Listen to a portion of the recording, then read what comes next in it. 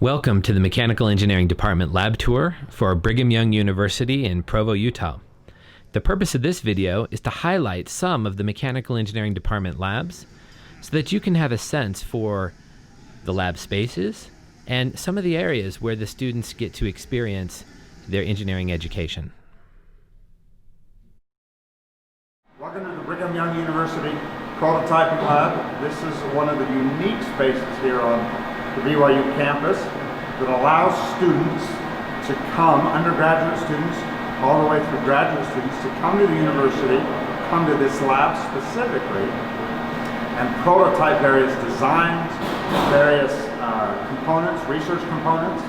But we focus on really enhancing students' ability to gain experience in understanding how their designs, how their prototype designs actually function in real life. What do they do? What aspects do they need to consider as they design particular aspects, particular components?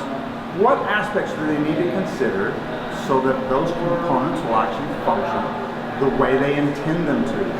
The major groups of equipment, we focus a lot on woodworking. We have a particular space for CNC router and other woodworking prototyping equipment. We also have metal welding, arc welding facilities. We call it our heat lab. We do all kinds of other aspects there. That's a more difficult lab for the students to use, but they can still access it and still learn particular skills that are necessary there. We have our metalworking, our subtractive manufacturing space that comprises our both manual and CNC equipment. We also have a 3D printing space where students can 3D print or prototype various designs to figure out fitment or size. We also have laser engraver, which is one of the favorites of the students. We also have the water jet, which the students absolutely love. They just love to come in and utilize those spaces. Students can access the lab in several different ways. They can walk in. If they do, we have particular systems that help them check in so that we know who they are and how best to help them. The best way that they can do it is we actually have a scheduling software that pairs them both with a particular mentor or a student or myself that can help walk them through the different aspects of their designs or prototyping experiences and figure out where they need to be, what path. We help them chart a path so that they can successfully have a positive outcome either with their prototype or with their design. One of the things that we focus primarily, there's two reasons that we do that, have them checking in and at least interface in with our students, is so that we can at least verify some safety protocols. By having them check in with basic function, basic new machine exposure, it allows us to go through the basic safety trainings for each of those pieces of equipment. Thus, we have a record of that being accomplished from a safety aspect, and we also make sure that we go through the particular components of the safe operation of each of the machines. This allows us to verify that the students are both trained and properly trained, as well as continue to offer the students the very best experience possible. Hey, my name is Mark Kilpack. I'm an associate professor in the Mechanical Engineering Department, and today I'd like to show you our motorsports lab space. So in this space we have 3 different competition teams. These are mostly seniors in our capstone design course. And we have a Baja team, we have a super mileage team, and we have a team that builds a planetary rover. The students that come in here are required to wear safety glasses as they come in and out, and access to this room is granted to seniors that are part of this project or other volunteers, underclassmen who are involved in the project. One of the really nice things about this space is that each team has their own set of tools and equipment that they can use for their project. So for example, the Mars rover team isn't having to borrow equipment from our main shop space, which is really nice. So in this room, we have 3 different spots for the 3 different teams. We also have a welding area so that the Baja team especially can use that without having to go out into a different space. Welcome to the PRL, which is our Projects Realization Lab. This space is primarily for supporting our capstone program. This year we've got about 350 students enrolled in our capstone, and we're supporting 54 different projects. Over the years we've done well over 500 projects. So each of the teams of 6 to 7 people, they get assigned an individual lab space to work. This is one of 3 different spaces that we use for the students to work on their projects. In order for the students to get access to this, they need to go through an online safety training program, and then they get a secondary training from me to talk about how they're to behave in the lab and to take care of tools, etc. Once they've gone through the safety training program, then they're assigned a space here and they're granted access via swipe card so that they can come and work on their projects. At that point, they're welcome to come in and 24/7 as teams or as individuals to work on their projects. Welcome to the Engineering Annex building. This is the Fluid Dynamics Lab here on BYU campus. This is a facility that where we do all sorts of fluid dynamic experiments. We do undergraduate teaching labs, so there are several experiments that students conduct as part of their courses. They come in with TAs that have been trained properly in all of the safety protocols that are necessary. They have appropriate access. And then we have 3 large-scale facilities in this space that are used for graduate students doing research, for capstone students working on their senior design projects, and for undergraduate teams of students that are working on club projects or other research that is sponsored by external partners. We have a large wind tunnel that's 3 foot by 4 foot test section where we do many experiments, primarily to measure aerodynamic characteristics. Current experiments include propellers that are being tested, and rockets that are being tested, and unmanned air vehicles that are being evaluated in terms of their performance. We also have a smaller wind tunnel. Each of them will operate at speeds of about 100 miles per hour. The smaller one is just smaller in test section. It's 2 foot by 2 foot. And they serve primarily the same purpose, but allow dual functionality for all of the different users who come in. Frequently we make velocity measurements using laser anemometry techniques. And so there's safety protocols in place to ensure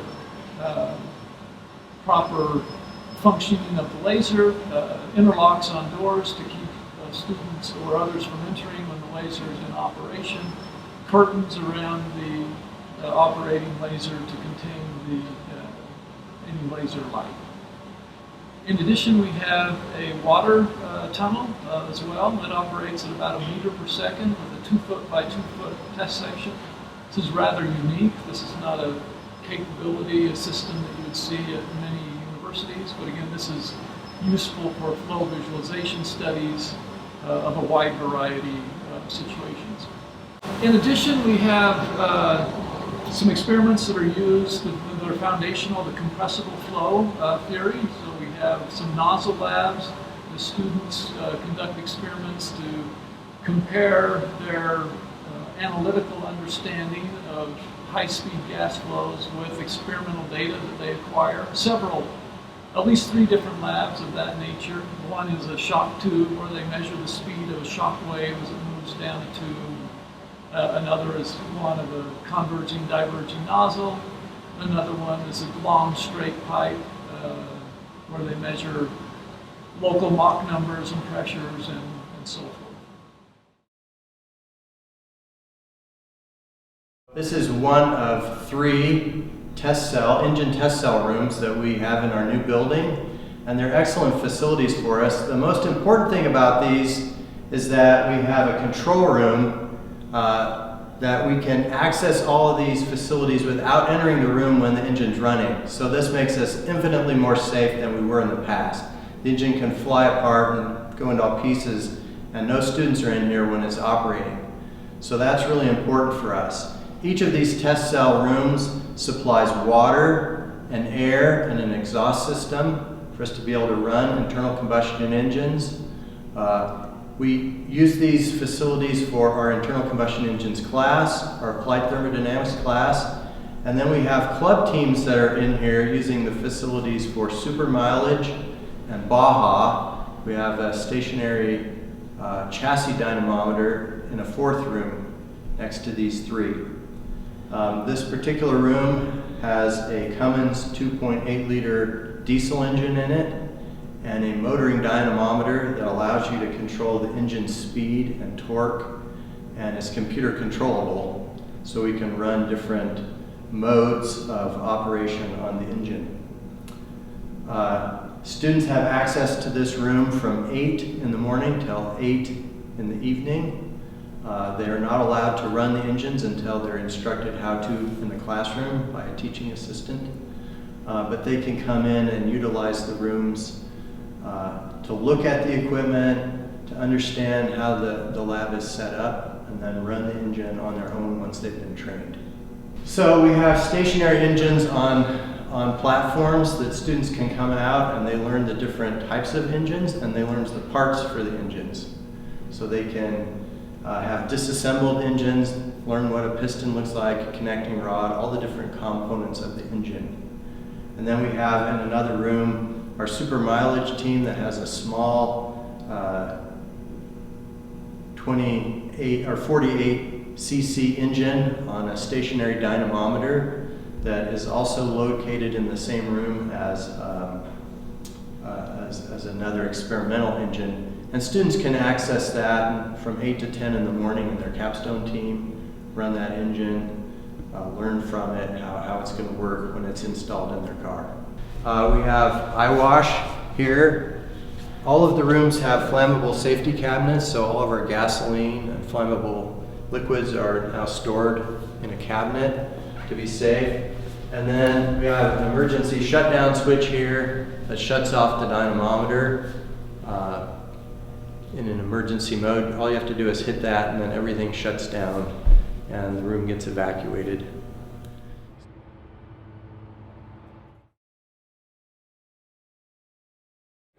This is the mechanical testing room, and it's used for a number of things.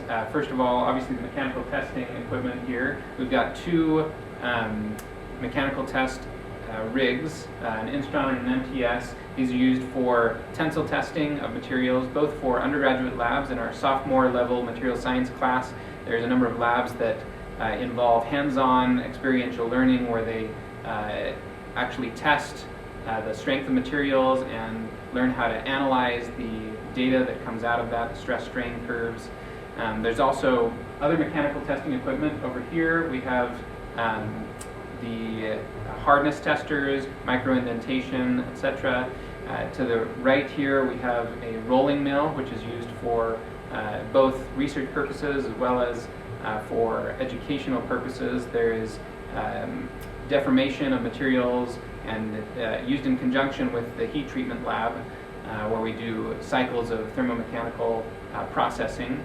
And then in this space right here we also have an undergraduate teaching space where TAs for the sophomore level materials class have space here, and undergraduates come here to do homework and to get assistance from the TAs. In addition, we also have an impact testing machine right here for measuring impact energy for materials, and through this room right here, which is card access only, there is a set of optical microscopes, digital optical microscopes, which are used for characterization of materials. That space is used primarily for research. In order to get access to this space, there are a few things. First of all, there's safety training required in order to use the equipment, as well as actual demonstration by staff who show the students how to use the equipment and give them hands-on training. Also, the room is locked by key combination, and in order to get access you have to be authorized to use this space.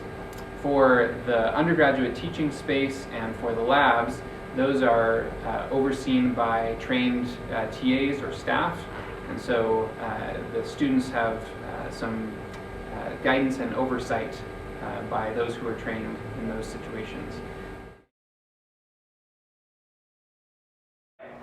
So this is the heat treatment lab, and in this space we have a whole bunch of different furnaces that go from room temperature up to a variety of different temperatures for treating metals, ceramics, and other materials. These are used in classes both for labs as well as for research purposes. We've got, in addition to our traditional box furnaces shown behind me, we have an induction furnace.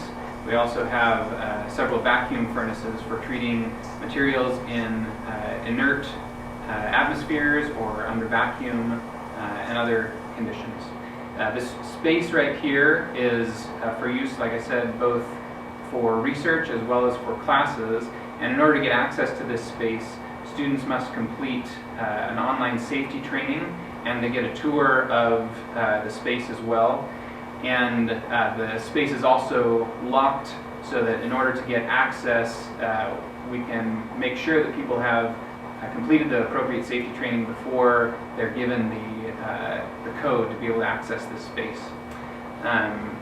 In addition, there's obviously a variety of safety features here. We have the shower, the eye wash station, and ventilation. Particularly, you can see the hood both here and over on the other side by the induction furnace to make sure that we appropriately ventilate the space.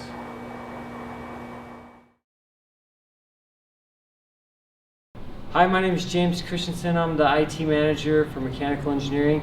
This is one of our computer labs, and it represents only about 10% of the computing power and capacity that we have in the department. There are also many other computer labs similar to this in the college and across the campus. A mechanical engineering student can come in here and they can be in here for all night. It's 24/7 access. This is also used sometimes as a teaching lab, where there are TAs and professors who present in here as well. We have a projector, and yeah, we also have a printer. Students can print too. So this is a lab room that we use for both undergraduate fluids and undergraduate engineering measurement systems. Those are both required classes that our students take. On half of the room is pretty much dedicated for fluids, ME312.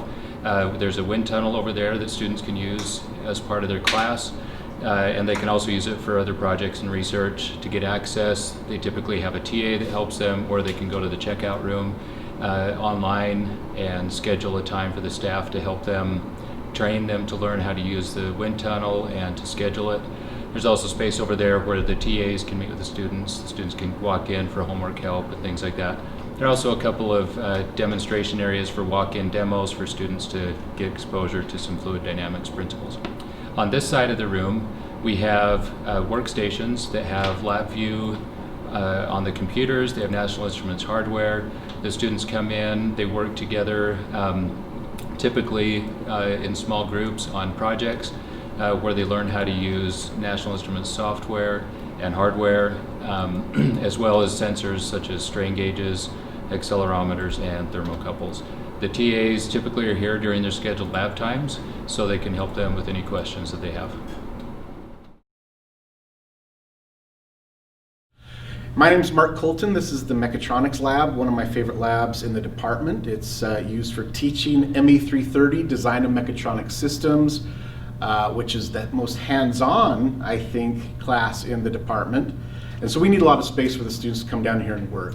This space is used for students to complete labs, about 7 a semester, where they have to build things and program things, but also where they develop their robot projects.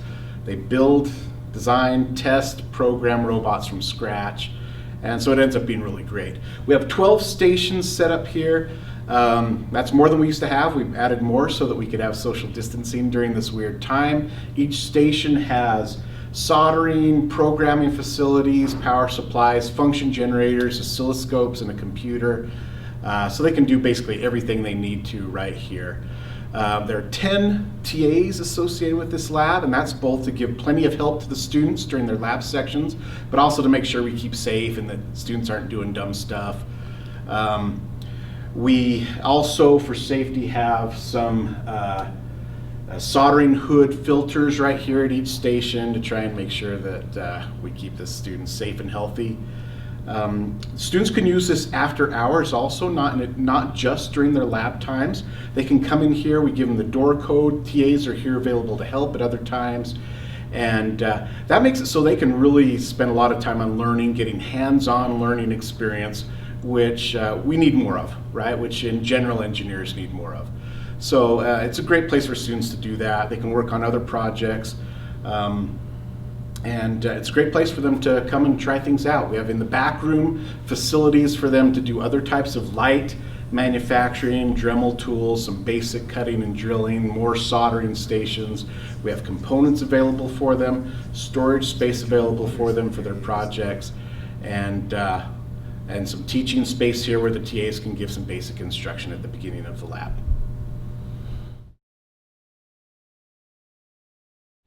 I'm Kevin Cole. I'm in charge of the Project Support Center and Equipment Checkout Room. This room is here to support the students in their projects, faculty in their research. We have lots of equipment to check out for doing prototyping, for getting research figured out so people know what they need to buy. We have things like multimeters, scales, oscilloscopes, power supplies, heat guns, all kinds of equipment to prototype with, pistons, pneumatics, electrical, motors, sensors. If you can think of it, we've probably got it. It's available from all day, every day for students to come here and get advice or help on how to set things up. We do a lot of training to make sure that they know how to use the equipment safely and that they know what they're doing before they leave the room here to take it to their research lab to work with it. We spend a fair amount of our time helping the students with more than just equipment. We provide a lot of information and help students think through their projects so that they get an idea of how to do what they're trying to do safely and effectively, so there's not a lot of wasted time. So that's us in a nutshell.